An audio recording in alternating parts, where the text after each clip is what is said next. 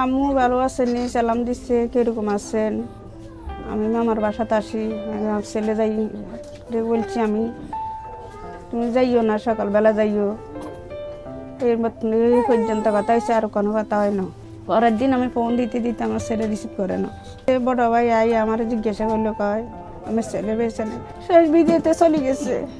আর সরকারের কাছে অনুরোধ, আমার ঋণ আছে 10 লাখ টাকা, আমার ছেলেরে যেভাবে সুস্থভাবে আমার কাছে ফিরিয়ে দে যত তাড়াতাড়ি। আমার একটি ভাই, আমার আর কেউ নাই। আমার বাবা মাকে দেখবো যেন এরকম কেউ নাই। আর আমি আর আমার ভাই আসছিলাম আর কি। আমার ভাইয়ের তো আল্লাহ নিয়ে গেছে।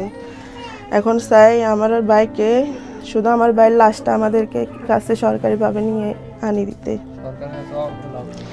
এটা সরকারের কাছে আবেদন, আর কিছুই নেই। অল্প বয়সে বিদেশ গেল, সে যে লাশ হয়ে ফিরবো এটা আমরা ভাবতে পারি না। এই শোক শৈবের মতো না, তাকে আমরা কেউ বলতে পারতেছি না। এত অন্যরকম একটা ছেলে ছিল, সবার সাথে মিলেমিশে চলতো, খেলতো।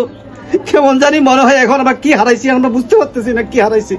এই এই এই ক্ষতি আমরা কিভাবে পূরণ করব আমরা জানি না।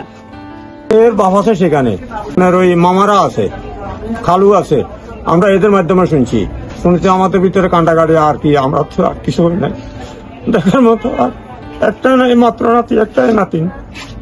আমরা তো সবাই অসহায়ের মতন হয়ে গেছি, তার পরিবার তো শেষ। এখন এই পরিবারকে একটা ভালোভাবে যাতে চলতে পারে, এই ধরনের কোনো ব্যবস্থা যদি সরকার করে দেয়, এটাই আমাদের আজকে চাওয়া। এছাড়া আর বড় কিছু কি চাবো? পর্যন্ত মরাধানার ব্যাপারে এখনো কোনো সিদ্ধান্ত হয় নাই।